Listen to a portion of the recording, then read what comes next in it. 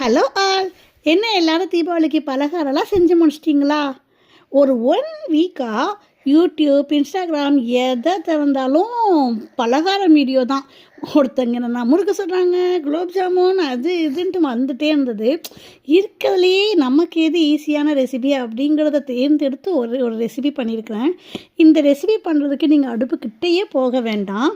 நிஜமாக தாங்க, அடுப்புக்கிட்ட போகாமல் டயர்டாகாமல் ஒரு சூப்பரான ரெசிபி. பொரி இருக்குது இல்லைங்களா, பொரி. இந்த பொரியை மிக்சர் சாரில் சேர்த்துட்டு கூடயே ஒரு 10 முந்திரி பருப்பு போல் சேர்த்து நல்லா நைஸாக பொடி பண்ணி எடுத்துக்கோங்க. அதே மிக்சர் சாரில் சுகர், என்கிட்ட நாட்டு சர்க்கரை தான் இருந்தது, அதை நான் ஆட் பண்ணிட்டேன். அந்த நாட்டு சர்க்கரை கூட ஏலக்காயும் சேர்த்து ஆட் பண்ணி நல்லா பொடி பண்ணி எடுத்துக்கோங்க. இப்போ ரெண்டையுமே சேர்த்து ஒரு மிக்சிங் பவுலில் போட்டுட்டு 2 ஸ்பூன் நெய், அந்த நெய்யை மேலே ஊற்றிட்டு அந்த நெய்யை கூட நீங்கள் உருக்கிறதுக்கு அடுப்புக்கிட்ட போக வேண்டாம். அது அந்த மிக்சர் சாடியில் பொடி பண்ண சூட்லேயே அதுவே இலகிடும். நல்லா கையாலேயே வச்சு ஒரு காய்ச்சின பால் கொஞ்சம் ஊற்றணும். ஒரு கப் கிட்ட காய்ச்சின பால் அதையும் சேர்த்து ஊற்றி சப்பாத்தி மாவு பதத்துக்கு இதை பிசைஞ்சு வச்சுக்கோங்க. அவ்வளோதான், இந்த ஸ்வீட் ரெடி. இது நம்ம என்ன பண்ணுறோம் அப்படின்னா,